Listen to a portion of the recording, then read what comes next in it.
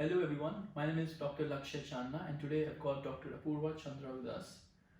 We're both emergency medicine trainees in the UK and today we thought we'll do a quick video and talk to you about the basics of NHS.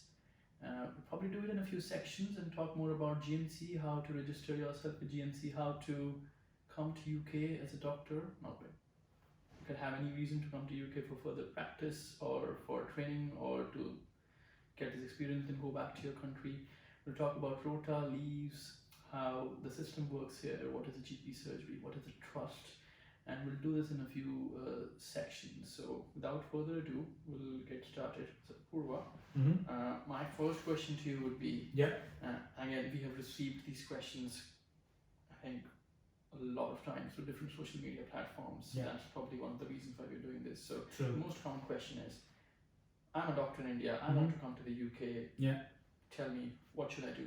I think probably this is a pretty common question. So every week when we wake up and open our phones, you end up seeing a message from a stranger saying, I'm a doctor in India, how do I come to the UK? So the reason why people ask questions and the pattern of question is very different depending upon their personal circumstances. But I think when we had a look at different questions, there was a common pattern or common theme.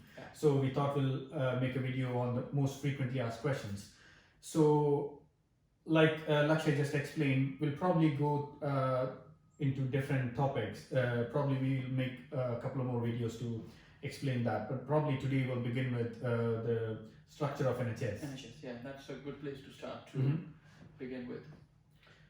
So NHS is the system of healthcare in the UK. So NHS stands for National Health Service. So do you want to tell briefly what exactly is National Health Service?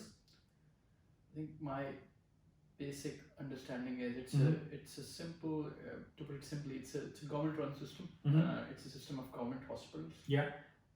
Publicly funded through the taxation, where you get treated regardless of your ability to pay. So everything is essentially free, from your clinic appointments to your medications to procedures and equipment used for procedures, cath lab operations, surgeries. Everything is free. Now, correct me if I'm wrong here. Everything is free. That's what I understand. Although you might take a bit of time because of the numbers of people that are catered by NHS, but essentially you get world-class care. True. But it might take a bit of time. But everything is free. That's the key point. And you don't need to pay. If you are a resident, if you're a legal resident of this country, then you are covered under that. So correct? Absolutely. So to summarize that, I think NHS is a constellation of government hospitals where everything is free and everything is publicly funded. NHS is often touted as one of the best healthcare systems in the world, without doubt. And I think it was founded in 1948 after the World War II. So it's 72 years? Yeah, just 1 year after the Indian independence. Wow. Wow. So so like just Lakshya explained, so everything is free in NHS. So people get sometimes surprised by this and they ask, are you sure? Is everything really free? Yes, there are no billing counters in the hospitals at all. So for example, if you come to a clinic with just a common cold or a viral infection, you'd be treated for free. Or if you come with a heart attack and you need a stent or maybe a bypass surgery, that is still free. So everything is free. Okay. Thanks for clarifying that. Now, the next question is, which I had a tough time understanding, is you said, what is a trust and what is a GP surgery? What does these things mean? So the whole NHS is subdivided into different regions. And for example, there is NHS England, NHS Scotland, NHS Wales, and there is health and social care in Northern Ireland. So, and again, these divisions are subdivided into different trusts.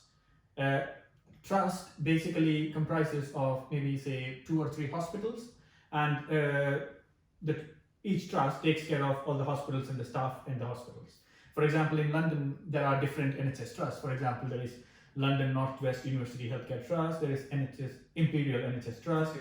Guy's and St Thomas NHS Trust. There are different trusts, and these trusts pay their staff, and the trusts are funded by the government. The government funds the trust. Mhm. The trusts pay the staff working Yeah. in different hospitals, which Sure. are all under the trust. Correct. Right. So the kind of money flows from the government Mhm. to trust and to different hospitals, Yeah. which are under a These trust. trusts. Okay. Correct. Fair enough. And what about when people say I've been seen in the GP surgery? Mm-hmm. Now, when I first came here, Mm-hmm. I thought patient has undergone a surgery. But what do you mean by GP surgery here? So I think the term GP surgery has some historical perspective. So basically, it is a GP clinic. So GP clinics are called GP surgeries. So I think if you kind of want to compare it to the Indian perspective, so in some places, if you go to a district hospital in India, so the head of the district hospital or the in charge is called a district surgeon. He doesn't have to be a surgeon, it's just the name of the post. Okay. So the GP surgeries are essentially GP clinics. Right, so it's GP clinics Yeah. is GP surgery. Yeah. Again, GP is general practitioner. So the concept of general practitioner is slightly different in UK when compared to India. In India, there is no standardized concept of general practitioner. Some people call themselves general practitioners after MBBS. Some people do MD or DMB internal medicine or general medicine and call them general practitioners. Yeah. Some people do say DMB family medicine and call them general practitioners. Yeah. But there is no standardized system in India. So GP training is a structured postgraduate training program in the UK. So whoever gets trained in these structured training programs, they are called GPs and they run these GP surgeries. Fine. So GP surgeries are essentially GP clinics. True. Okay. And in terms of the private hospitals, there are lots and lots of private hospitals Mhm. in India, and Mhm. some of them are doing really great Mhm. job. Yeah. Are there any private hospitals in this part of the world in the UK, and how are they managed? So the majority of the healthcare in the UK is delivered by NHS. Okay. That's to the government. But there are a few private hospitals in the UK as well. And these hospitals are mainly concentrated in major towns and cities.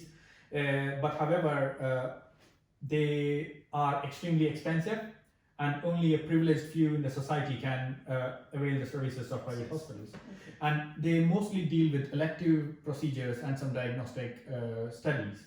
For example, you can get most of the blood tests and imaging services, but they're extremely costly. For example, if you need to get this is just an example, if you just need to get a x-ray of your chest, you probably would need to pay about 50 to 75 pounds. That's probably like 5,000 to 7,000 rupees if you convert it to Indian rupees. And if you want to consult a doctor for just one consultation, the charges are probably from 50 to 100 pounds. That's like again 5,000 to 10,000 rupees just for one consultation. So quite a lot. it is quite a lot, and so they generally do like elective procedures. For example, like if you want to get a knee replacement, if you want to get it done in NHS, you probably may have to wait for a few weeks or a couple of months, depending upon how urgent is it and how long the waiting list is. But if you want to get it done tomorrow, and if you have enough money, then you can go to a private hospitals and get it done. I think But majority of the healthcare is delivered by the NHS. And like in India we usually have like lots of debates between government versus private hospitals. That is mostly irrelevant if you compare it to the UK. Yeah. And I think if there's a procedure that needs to be done urgently, Mhm. the NHS would definitely Do it. prioritize that and do True. it first. Yeah. So anything else that's strikingly different from India or other parts of the world in the UK in terms of healthcare? Yeah, I think whenever I speak to doctors from India, one major striking difference is in India, for example, say if you have a chest pain and if you think you want to go to a cardiologist, you can directly turn up in the office of cardiologist or get an appointment directly with the cardiologist. Or if you think you have a neurological condition, and if you want to go to a neurologist or a neurosurgeon in that case. This is all based on the patient's perspective. Yeah, it can be based on the patient's I perspective. have say migraine, Yeah. I don't need to see a neurologist for that. If I think I have something wrong in my head, Yeah, even if you have a migraine, if you think you want to go to a neurologist, you can get an appointment with a neurologist in India. so I can get simple migraine treated by a neurologist Yeah, in true. India, True. and that's private. I need to pay Yeah. and get that done, and True. that's not the case here No, so in terms of going to them directly. yeah, no. In the UK, so access to healthcare for anyone residing in the UK in NHS is mostly by two pathways. One, you can go to a GP if your problem is not urgent or if it's not an emergency, or if you think your problem is something that needs immediate attention, or if you think your problem is an emergency, you can go to A&E or emergency department. So apart from these two pathways, I don't think there are much options available. From that, what I mean is you can't directly go to a cardiologist, or you can't directly go to a neurologist or any other specialist. So to get access to any specialist, you'll usually have to be referred by a A&E doctor or a GP. So essentially, there are two ways of coming in the hospital or Mhm. getting admitted to the hospital: through A&E Mhm. or referred by GP to the medical team, or what they True. call as medics here. Yeah. Okay. I'm just going to quickly summarize what we have discussed. Mhm. NHS is a publicly funded system where Yeah. everyone is treated fairly. True. You don't need to pay anything. It's free. Mm-hmm. It's free, as in there are no billing counters in the hospital. No. There are private hospitals in the UK which Yeah. are fairly expensive. Yeah. Not everyone can access them because of the cost involved. Yeah. They do elective things. They don't have the emergency departments. Mm-hmm. And you can pretty much choose which doctor you want to see, unlike in a government run system. Mm-hmm. The NHS staff is paid by the government because it's a government run system. Yeah. And you can essentially jump the primary care route in India, Mhm. go and see a neurologist, a cardiologist, or a Mm-hmm. higher-end specialist straight away. Mm-hmm. Which you cannot do in the UK. You need to go through a certain channel in Yeah. the UK. True. Is there anything else that you want to talk about in NHS, or we should just close it off here? I think we have pretty much covered the basics of NHS. And if you have any more questions or any more doubts, you can just leave it in the comments box, and then we'll be happy to answer those questions in the next video.